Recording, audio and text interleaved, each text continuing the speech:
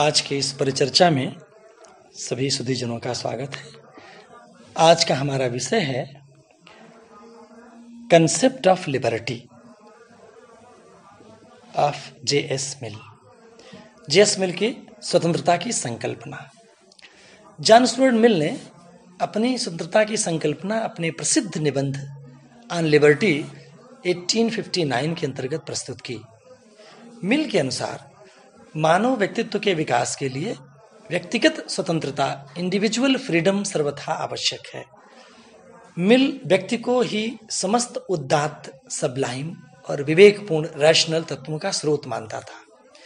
मिल ऐसे मनुष्य के पक्ष में नहीं है जो मात्र अपना जीवन जैसे तैसे गुजारता है, परंतु वह ऐसे मनुष्य के पक्ष में है जो जीवित रहने के योग्य जीवन को गुजारना चाहता है। इस कारण मिल के लिए उपयोगिता से अधिक व्यक्ति का विकास जरूरी है और व्यक्ति के विकास के लिए स्वतंत्रता जरूरी है। उदाहरण के लिए, उपयोगिता की प्राप्ति से एक व्यक्तित्व पैदा किया जा सकता है, कोई सुकरात नहीं। सुकरात मात्र मनुष्य नहीं है, वह मनुष्यों में भी एक बड़ा तथा उच्च कोटि का मनुष्य है। मिल की दृष्टि में व्यक्ति का लक्ष्य मात्र व्यक्ति बनना नहीं, अपितु सुकरात बनना है। व्यक्ति का विकास संभव है उसकी स्वतंत्रता से। एक स्वतंत्र व्यक्ति ही विकसित व्यक्ति बन सकता है। स्वतंत्रता से बनने वाले सुकरात ही समाज के कल्याण को संभव बना सकते हैं। स्वतंत्रता वह आधार है जिस पर व्यक्तिक एवं सामाजिक कल्याण टिका हुआ है। मॉरिस काउलिन का मत है कि मिल स्वतंत्रतावादी नहीं, सत्तावादी है। He was not a libertarian but an authoritarian. मिल समष्टिवादी है, व्यक्तिवादी नहीं। वह व्यक्ति को समाज का अभिन्न अंग मानता है। जॉन रिच ने काउलिन की समीक्षा लिखी, मिल पर लेख लिखे। जॉन रिच ने अपनी पुस्तक जे.एस. मिल ऑन लिबर्टी में प्रमाणित किया कि मिल स्वतंत्रता का समर्थक था। इसलिए जे.एस. मिल के संबंध में दो धाराएं हैं। जॉन रिच के अनुसार वह स्वतंत्रता का समर्थक है, जबकि काउलिन उसे सत्तावादी, समष्टिवादी, काम्ट से प्रभावित मानता है और कहता है कि मिल के अनुसार व्यक्ति और समाज में अन्योन्याश्रित संबंध है। जे.एस. मिल के संबंध में जो दूसरी धारणा है वह व्यक्तिवादी नहीं, यही अदर मिल है। इसमें कोई संदेह नहीं है कि उसने ऑन लिबर्टी लिखते समय अन्य लोगों को यही धारणा संप्रेषित की कि वह स्वतंत्रता को मानव जीवन की एक महत्वपूर्ण उपलब्धि मानता है। स्वतंत्रता वह अवसर प्रदान करती है जिससे व्यक्तित्व में निहित सारी क्षमताएं अभिव्यक्त हो जाती हैं। इसलिए स्वतंत्रता व्यक्तित्व की अभिव्यक्ति है। स्वतंत्रता आत्मिक उन्मेष, व्यक्तिगत मौलिकता और बहुमुखी प्रतिभा की अभिव्यक्ति है। स्वतंत्रता एक ऐसी क्षमता है जो व्यक्ति के अंदर संचित उन्मेष को व्यक्त करता है। इसके सहारे हर व्यक्ति अपनी मौलिक प्रतिभा को निरूपित करता है। इस प्रकार समाज में जितने व्यक्ति होंगे उतनी ही बहुमुखी प्रतिभा सामाजिक जीवन में प्रस्फुटित होगी। समाज के सभी लोग वैसा ही आचरण करें जैसा कि सेना के लोग करते हैं, यह मिल को पसंद नहीं है। एक व्यक्ति सदैव निर्देशित हो, गाइडेड हो, यह उचित नहीं है। समाज कोई ड्रिल नहीं है, आर्मी नहीं है, यह व्यक्तियों का संयोग है, प्रतिभाओं का संयोग है। इसमें हर एक को स्वतंत्रता होनी चाहिए कि वह अपनी प्रतिभा को व्यक्त करे। ऐसा तभी होगा जब उस पर ऊपर से आदेश थोपा नहीं जाएगा। मिल का यह चिंतन 20वीं शताब्दी के सर्वाधिकारवादी ताकतों के खिलाफ एक जवाब था, जैसे हिटलर, मुसोलिनी, स्टालिन की तानाशाही। सर्वाधिकारवाद में सोचना भी अपराध है। जो हम कहते हैं कि उसको मानिए अथवा दंडित किए जाएंगे, मिल यह स्वीकार नहीं करता। दूसरी बात, लोकतंत्र में भी स्वतंत्रता का अपहरण हो सकता है। यह बात मिल बड़ी सफाई से कहता है। ऑन लिबर्टी के प्रारंभ में उसने लिखा है कि यह पुस्तक सरकारी हस्तक्षेप के विरोध में नहीं लिखी जा रही है, लोकमत का जितना आतंक व्याप्त होता है उतना तो सरकारी आतंक भी नहीं है। सरकार के आतंक के विरोध में तो जनता के बीच में जाया जा सकता है, लेकिन लोकमत के विरोध में आप बोलेंगे तो खत्म कर दिए जाएंगे। लोकमत का आतंक व्यक्ति की स्वतंत्रता के लिए खतरा है। लोकमत में ऐसी बहुत सी खामियां हैं जो स्वतंत्रता के लिए घातक है। इसीलिए कहा जाता है ना कि फिक्स्ड मेजॉरिटी, निश्चित अल्पमत, और फिक्स्ड माइनॉरिटी, निश्चित बहुमत और निश्चित अल्पमत। आज का अल्पमत कल का बहुमत हो सकता है, कल का अल्पमत आज का बहुमत हो सकता है। अर्थात लोकतंत्र में अल्पमत बहुमत बदलता रहता है। निश्चित अल्पमत और निश्चित बहुमत का निर्णय कभी लोकतांत्रिक नहीं हो सकता। लोकतांत्रिक निर्णय उन मुद्दों पर होते हैं जो बदलते रहते हैं। इसलिए धर्म, जाति, भाषा, क्षेत्र आदि के लिए लोकतंत्र का प्रयोग नहीं किया जा सकता। मिल लोकतंत्र के खतरे से अवगत था, लेकिन यह भी मानता था कि लोकतंत्र के अतिरिक्त कोई ऐसा तंत्र नहीं है जो स्वतंत्रता की रक्षा कर सके। इसलिए मिल अपनी पुस्तक ऑन लिबर्टी में लोकमत के आतंक से व्यक्ति की स्वतंत्रता की रक्षा करने की बात करता है। इस संदर्भ में मिल के दो सूक्त वाक्य उल्लेखनीय हैं। पहला, व्यक्ति अपने शरीर व मन पर संप्रभु है। दूसरा, यदि सारा मानव मात्र कहता है कि हाँ और एक व्यक्ति कहता है ना, तो सारे मानव मात्र को उस एक व्यक्ति को चुप कराने का अधिकार नहीं है। ऑन लिबर्टी में मिल ने कहा है कि स्वतंत्रता स्वच्छंदता नहीं है, यह दस्तावेज है जिसके द्वारा मिल ने स्वतंत्रता को सीमा में बांधने का प्रयास किया है। जहां स्वतंत्रता दूसरे की स्वतंत्रता को नष्ट करती है, वहां मिल इसे सीमित कर देता है। यह परेशान करने वाले लक्षण हैं। जब हमारा कार्य दूसरों को प्रभावित करता है तो हमें वह कार्य नहीं करना चाहिए, क्योंकि दूसरों को भी स्वतंत्रता प्राप्त है। अदर रिगार्डिंग एक्शन, इस पर भी मतांतर है कि यह किस तरह का होना चाहिए। मात्र दूसरों को प्रभावित करता है, इसके लिए सीमा नहीं लगाई जा सकती। इस संदर्भ में मिल का कहना है कि ऐसा काम जो दूसरों को नुकसान पहुंचाए उस पर प्रतिबंध आवश्यक है। वह समाज में रहते हुए अनुशासन के महत्व को रेखांकित करता है। तीसरी बात, मिल का स्वतंत्रता सिद्धांत विचारों के क्षेत्र में वस्तुतः एक बहुलवादी समाज की संरचना है। इसमें हर प्रकार के विचारों को स्वीकार किया जाता है, लेकिन मिल ने उस तरह का बौद्धिक बहुलवाद स्वीकार नहीं किया जैसा कि 20वीं सदी के पाल फेरे ब्लॉक का कहना है कि पाश्चात्य दार्शनिकों, शासकों ने अपनी बातें उपनिवेशों पर लाद दी। परंपरा जो इतिहास में आ गई है उसे सुरक्षित रखने की आवश्यकता है।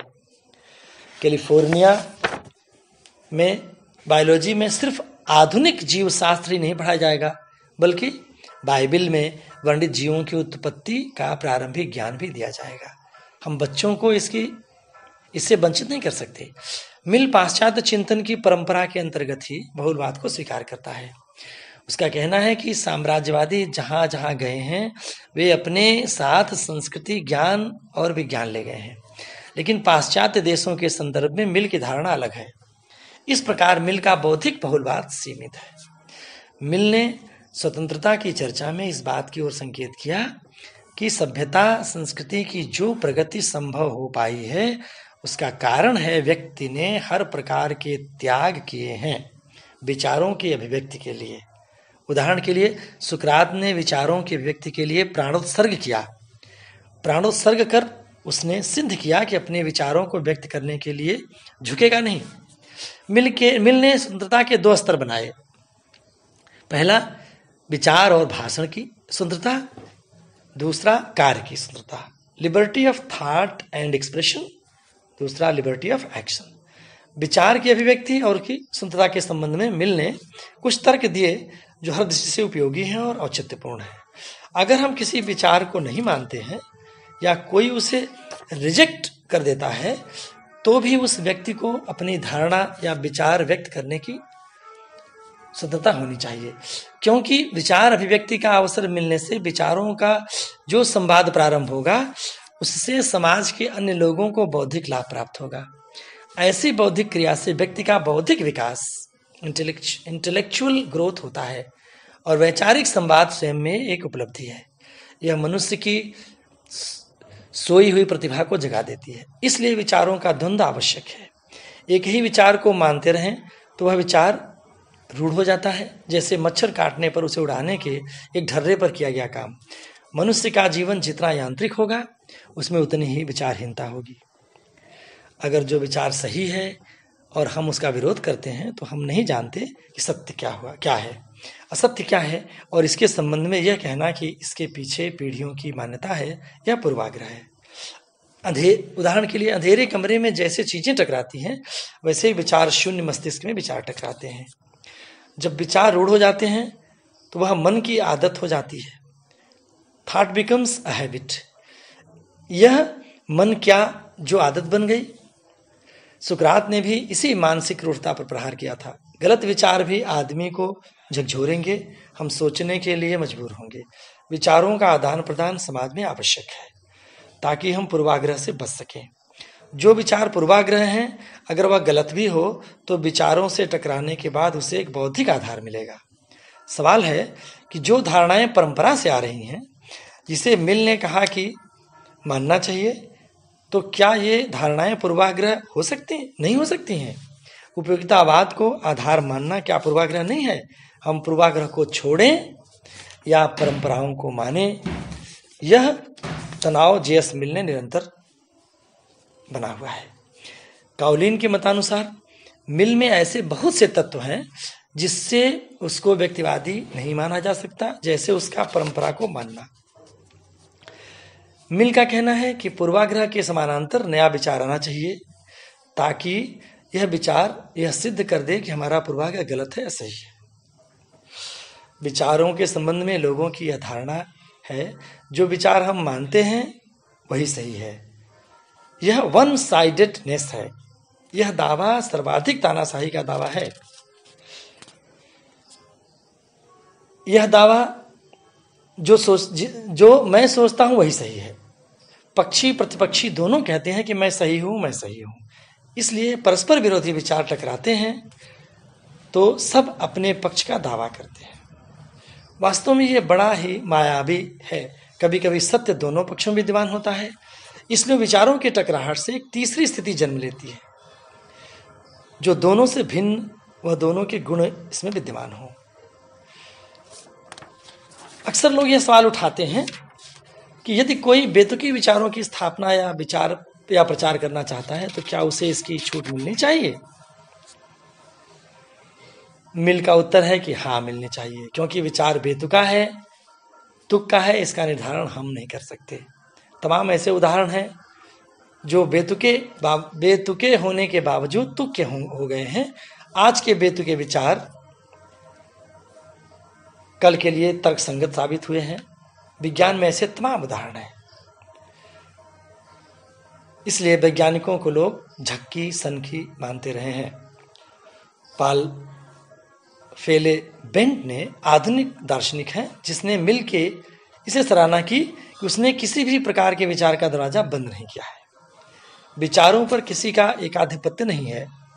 उसके शब्दों में मिल बौद्धिक बहुलवाद का समर्थक है। वह बौद्धिक एकात्मवादी नहीं है। स्टालिन, हिटलर, मुसोलिनी में बौद्धिक एकात्मवाद दिखाई पड़ता है। जे.एस. मिल बौद्धिक अद्वैतवादी नहीं था। उसका कहना है कि बौद्धिक क्षेत्र में विभिन्न प्रकार के विचारों के प्रचार प्रसार की सुविधा मिलनी चाहिए। मिल लिबर्टी ऑफ एक्शन के संदर्भ में जो सुंदरता का दूसरा पक्ष है, इसको लेकर बड़ा विवाद इसमें खड़ा हुआ है। जे.एस. मिल ने जब इसकी चर्चा प्रारंभ की तो वह इस बात से अवगत था कि विचारों के व्यक्ति और कर्म दोनों में स्वभावतः अंतर है। वो मानता है कि कर्म करने में वह छूट नहीं मिलेगी जो विचारों में मिलती है। कर्म करने में हम यह अंतर करते हैं कि कुछ कर्म ऐसे हैं जिनको दूसरे से संबंध जिनका नहीं है, कुछ कर्म ऐसे हैं जिनका अनिवार्यतः दूसरों से संबंध है।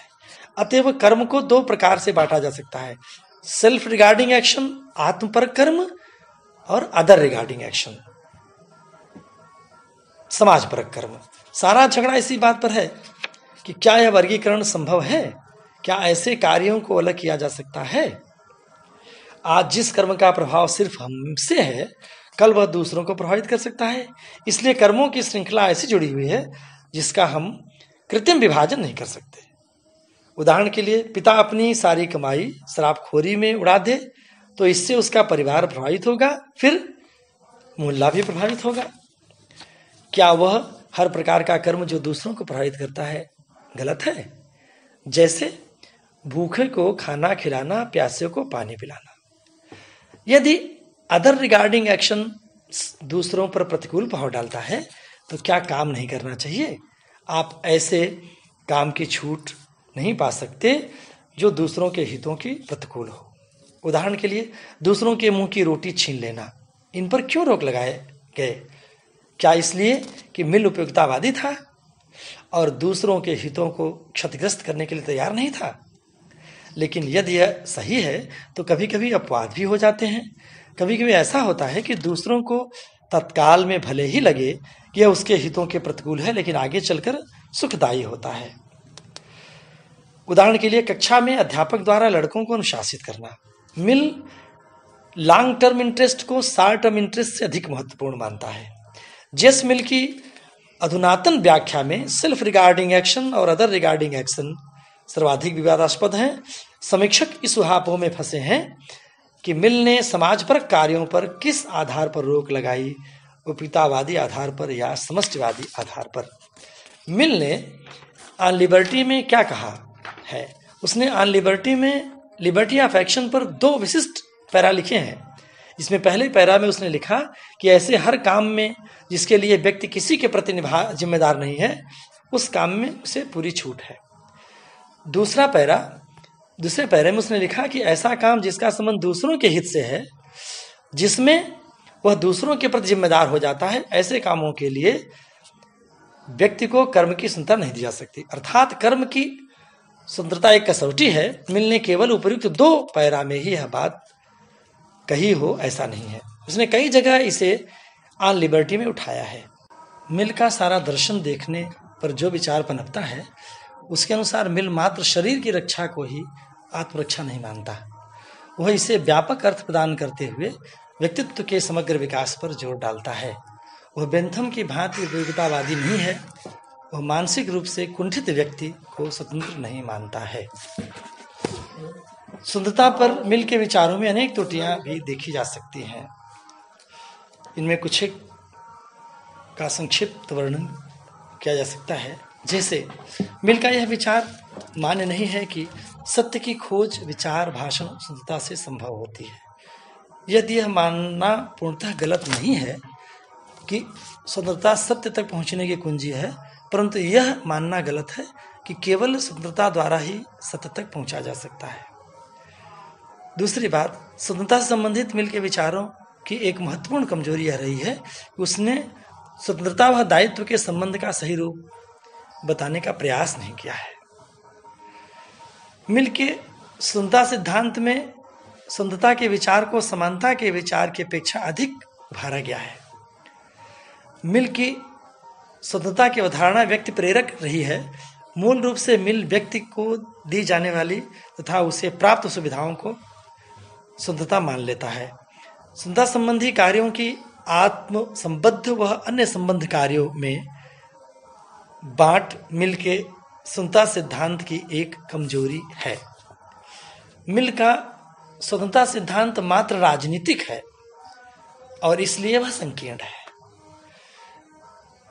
मिल व्यक्ति स्वतंत्रता की उपलब्धि के जोश में सभी व्यक्तियों को विचार एवं व्यक्ति की स्वतंत्रता दे देता है। इन सारी त्रुटियों के बावजूद यह मानना पड़ता है कि राजनीतिक जगत को मिल का स्वतंत्रता सिद्धांत एक अनमोल उपहार है। तकनीकी पेचीदियों की ओर न जाते हुए मिल के स्वतंत्रता सिद्धांत में मानववाद तथा लोकतंत्रवाद की झलक स्पष्ट नजर आती है। बहुत बहुत धन्यवाद।